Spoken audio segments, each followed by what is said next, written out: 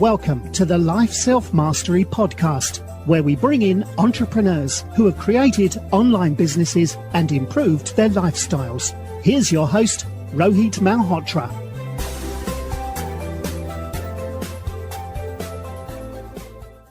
Hi everyone, this is Rohit from Life Self-Mastery. Today I'm excited to have Sasha Mirchandani, who's the founder and managing director at Kae Capital, an early seed stage fund. He's a co-founder of Mumbai Angels, India's first angel investment group. Prior to this, Sasha was a managing director of BlueRun Ventures. Before joining BlueRun Ventures, he was the CEO and founder of Imercius Technologies.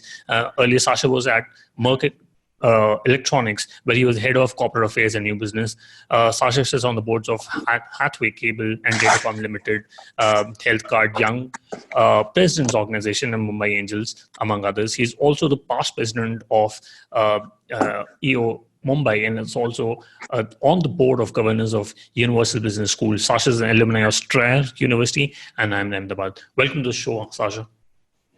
Thank you, Rohit, for having me on. Awesome. So, how did you get into the VC world, and what made you start Kae Capital?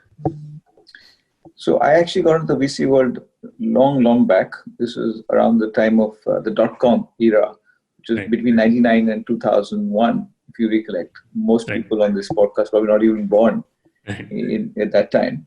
I was still working in my family business, and I realized that there was a huge gap in the early stage ecosystem in those days, because I was looking at this young startup, and I realized there's absolutely nobody in the space. So I ended up financing the company through our public business, which was for about 3 months before the new board said, look, this is not synergistic to the core business. You're listed, you need to take it private. And I remember going and looking for VCs, and I realized that there were not even a handful. So I realized there was a huge gap. So I didn't make the investment. But between 2002 and 2004, I started making more investments. We realized that there's a huge gap in the ecosystem where not more than 4 or 5 VCs existed in those days. Interesting. And what do you think has changed over the last 18 years? I've seen a lot of activity has happened in the last 5 years, especially since, we got bigger funds like SoftBank who's come into India. But what do you've already seen the bust of 2001 and 2008 recession. What do you think has changed over, 18 or 19 years of VC funding in India? A lot has changed. The ecosystem has matured tremendously over the last 18, 20 years. We now have several VC funds. I remember the first batch came in 2006. They were in several different stages. So you'd have the Indian VC funds, homegrown like Nexus, etc. You then started having global VC funds with outposts in India. And then you started having the global VC funds who actually had teams in India. And therefore, now these funds are into Fund 4, Fund 5. And there's literally billions of dollars of capital available in the venture ecosystem. You also have smaller VC funds like our firm, Kae Capital, Bloom, IQ, Venture Nursery, and so on and so forth. You also have angel networks. I'm co-founder of Mumbai Angels, Indian Angel Network, Chennai Angels. And then you also have a lot of angel investors who are marquee entrepreneurs who left their businesses and are investing on the side, or senior executives from Flipkart, Ola. So there's a plethora of money available now compared to 2001, 2002. Right. And I wanted to understand, especially during these times of crisis, are VCs still open for business? Are you still looking at new venture opportunities to invest into startups? So I can speak for ourselves. I would say about 90% of our time was taken working with our portfolio, once this pandemic hit. This is maybe mid-March onwards. But I would say maybe 10-20% of our time now is looking out for new investments. And in fact, we just gave a term sheet for a company last week. So that's probably our first investment that we've done in a while. So we are open for business because proof is that we have given this term sheet for this company. And I've been talking to my VC friends. I would say it's probably the same for most VC funds. About 10-20% of the time is now looking for new deals. And this will only ramp up, is my guess, because there's so much of dry powder available in the Indian ecosystem right now. Maybe, like I said earlier, 5-6 billion. So this has to ramp up over the next couple of weeks and months. Right. And Sasha, do you think we're going to have a V-shaped recovery or a U-shaped recovery, which might take anywhere from 12 months to 24 months from now? Well, I'm not an economist, Right. but the way I see it, I would love it to be V, but realistically, it's going to be more a U or a L-shaped recovery, in my opinion. I'd love to be proven wrong, and things can turn in the next couple of months, nothing like it. But none of the signs show me that it's going to be U-shaped. So, V-shaped. So it's more realistic U or L. And unfortunately, it looks more like, so we're planning for an L for our portfolio companies, to be honest. Though we hope that it's either a U or V before that. Got it. And what advice would you give for founders to look at capital allocation during COVID times? Yeah, so be super, super careful about capital allocation. That's the number one reason for success or failure for an entrepreneur is capital allocation, right? You get the capital, but where do you allocate it? Right. And therefore, for us right now, what we're saying is manage cash, right? So 18 to 24 months of cash we must have if you want to survive this pandemic. And now beyond that, who knows? But reality is that everyone's thinking 18 months, 12 to 18 months, but we feel it could be even longer than that. And that's why I said L-shaped. If you read today's Financial Times, Merck, the pharmaceutical company, Right. they said, listen, who said it's going to be 18 to 24 months? 12 to 18, could be longer. So, the signs are there that this could be much longer. So the companies that have the cash, as much as possible of cash, are the ones that will survive this pandemic. And then thrive after that, of course. Got it. And, how do you look at portfolio construction and reserve allocation when it comes to investing into startups? Because reserve allocation is very, very important. Right. We still have a lot of money left in our second fund, which is reserved exclusively for those companies that are doing well. We have a certain ratio, and we stick to that. And we realize that if we don't stick to that and start to put more money into the seed companies, which is the first batch, that creates a problem, because when you have winners, you need that money to double down on the winning companies. So that discipline is very important. We take it very seriously. Right. And are you guys sector agnostic, or do you focus on a couple of sectors only to invest into? So technically we are sector agnostic, but what we do is we take a couple of themes that we believe are going to be relevant in the next, say, X period of time, and then we focus on those categories exclusively. But technically we can invest in any early stage tech company. Right? Got it. And what I've seen during COVID times is there's a massive growth in edtech and med tech companies, but other than Byju's and Practo, I haven't seen many success stories. But do you think there'll be a lot more success stories, because even young children have been forced to use Zoom platforms to study and do online learning? What are your thoughts on edtech and medtech companies, especially in the next 1 or 2 years, where founders can look at opportunities? Yeah, I believe both are massive opportunities. I think everyone knows this. You don't need me to tell you that. And as you rightly said, there's now been a push to it because of digitalization, right? And people have seen the value of it. They've worked from homes, these young kids, and seen that they can get a world-class experience, even if they're at home and don't have to go to the classrooms or don't have to go to the coaching classes, etc. And also you'll see new models come up within, say, EdTech. And therefore, I see huge opportunity in that category. And then in health tech, it's probably one of the most underpenetrated categories in India. And if you realize there's no unicorn in India, which is a health tech company, unless I'm missing one. So I believe that in the next 5 or 10 years, you will see multiple unicorns come out in the health tech category, like you saw Byju's, etc., come out in EdTech. So both are going to be very relevant and very interesting categories for pretty much all VCs. Right. And do you see any other sector, because you've been in the VC world for quite a long time? What sort of areas should a founder look into to build, if they are looking to build a new company during these times of recession? What sectors or industries would you suggest them to look into?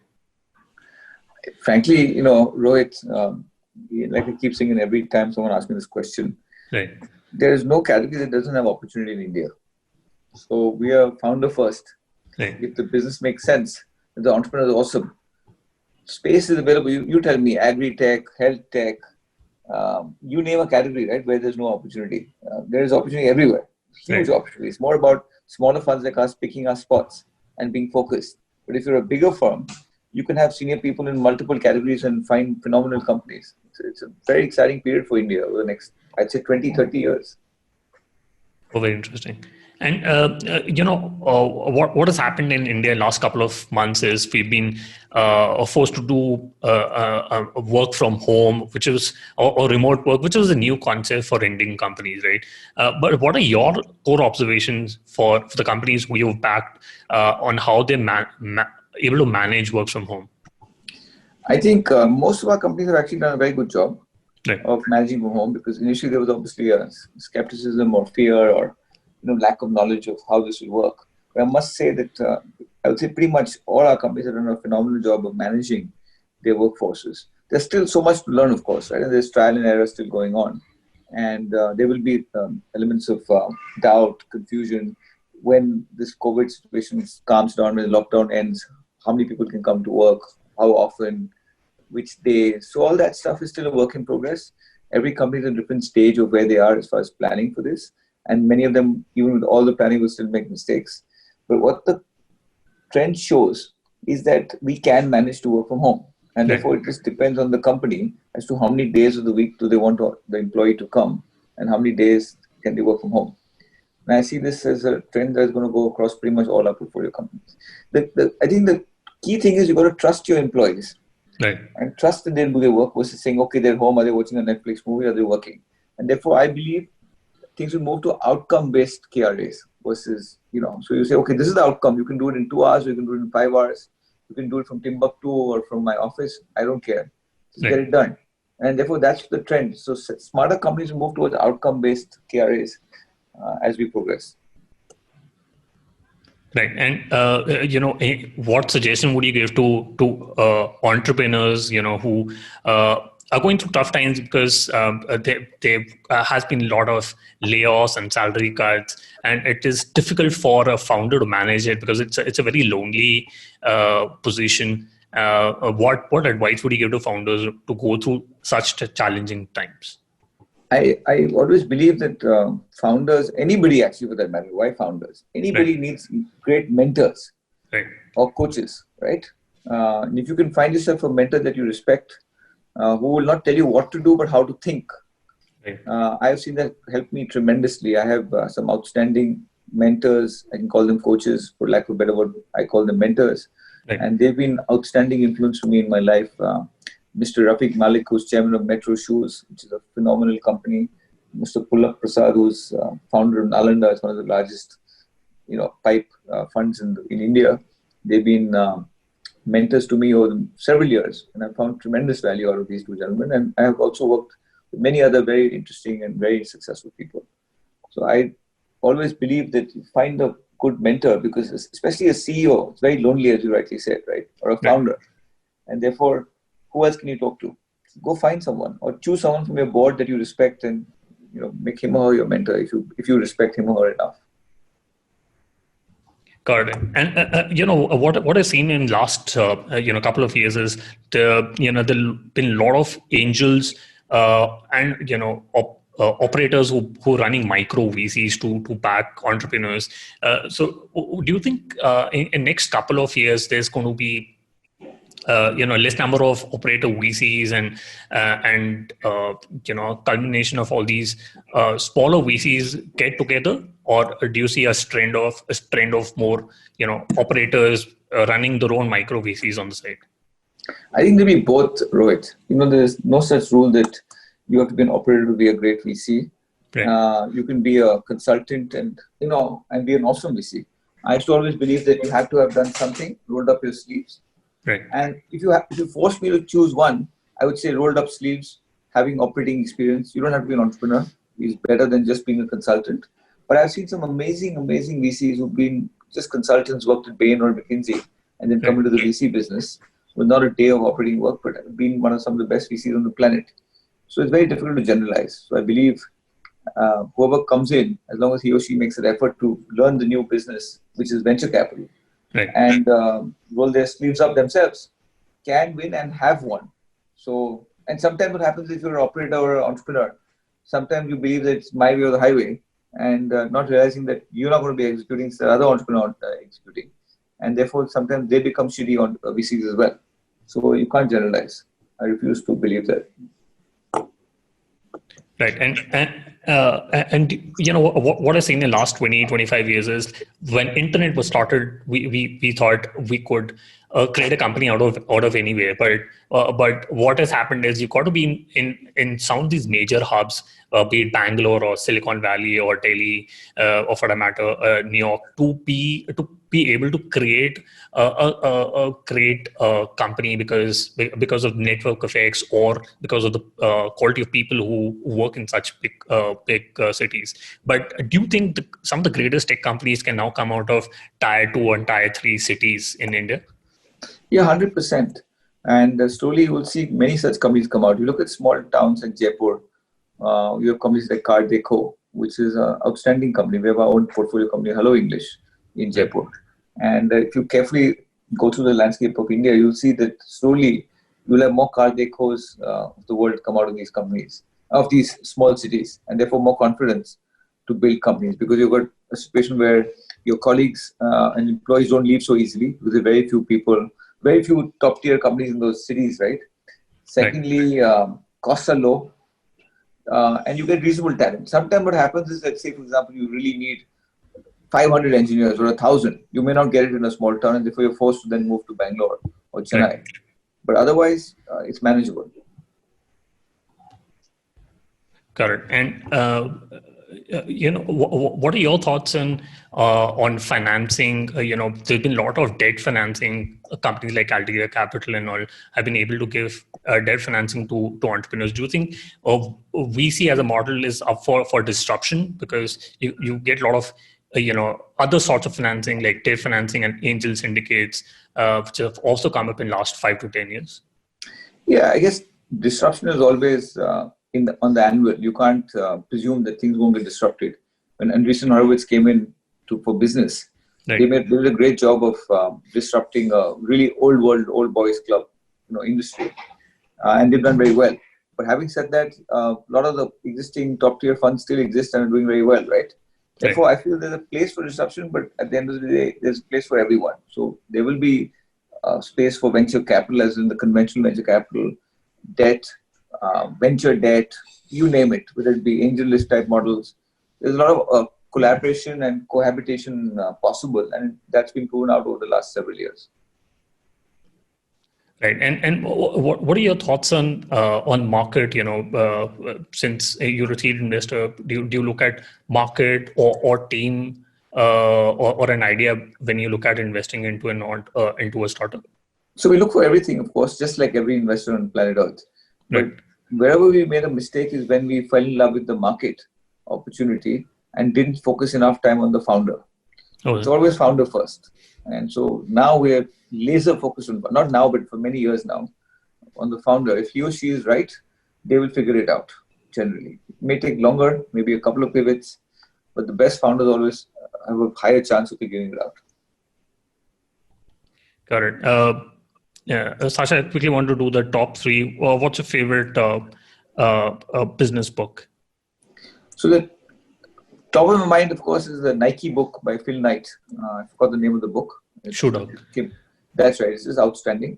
Yeah. And then another book, which is not a business book, but written by Andre Agassi, called Open. So it's outstanding. Right. Lots of life lessons in that book. I very rarely read a book twice, but I read that book twice. And I recommend it. It's a fantastic book. I mean, I can think of hundreds. I read, I don't know how many books a year, but I'm just randomly giving you 2. So that's my book that I recommend, these 2 books. And, if you could go back in time when you started your business, Kae Capital, what is the one thing you would have focused on or done anything differently?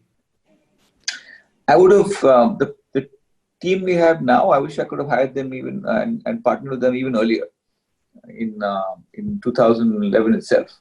Right. So always start strong with a bunch of great co-founders is always best advice versus trying to do everything on your own. Correct. And do you have any favorite online tools, example, Zoom, Gmail, Slack? We use all of them. I don't use Slack that much, but Zoom, of course, is like taken over my life, and I'm sure it's your life as well. Right. Pretty much, I don't know how many Zoom calls a day you Right. do. So it's actually fantastic. It's easy to use, and I love it. Correct. Yeah. So before the call, we talked about Weiser, which is a chatbot for mental health. Why did you invest into that company, and what is who can use that product? So in fact, it was my colleague Vidushi, who's the operating partner in our firm. Right. She was the one who pushed me and my other partners to invest in the company. We obviously liked the founders a lot, but we were not sure about how big this could become. But clearly, we've been proven wrong. The company is doing really well. And why I like talking about it at this stage is that unfortunately, the world is now with this COVID situation. People are very lonely. They need help. Right. And Weiser does a phenomenal job. It's a mental health chatbot. So I would encourage people to download it. It has helped a lot of people. It's a global app, even though it's based in India. But the traction is pretty much all over the world. And it's helped lots of people in a very meaningful way. And I'm so very happy and proud of the work that the founders, Joe and Ramakant, have done to build this company out. Correct. We'll put that in the show notes. Sasha, what is the best way people can reach out to you and know more about Kae Capital? Just email us directly. Call me up if you want. WhatsApp me. Maybe through references, whatever you feel is appropriate. We earlier used to say only come to reference. Right. But not everyone has a reference. So if your email is compelling enough, why would you not respond? I respond to every single mail anyway, but if it had real content as to what we're looking for in an entrepreneur, right. Even more so. So my email is on the website, and it's sasha@k-capital.com. Please feel free to email me anytime. Got it. We'll put that in the show notes. Sasha, thank you so much for taking out your precious time and speaking to us. Thank you, Rohit. Be safe, everyone, and thanks again for your time. Thanks for listening to the Life Self-Mastery podcast, where we teach you how to start and grow your online business. For more information, visit Rohit's blog at www.lifeselfmastery.com.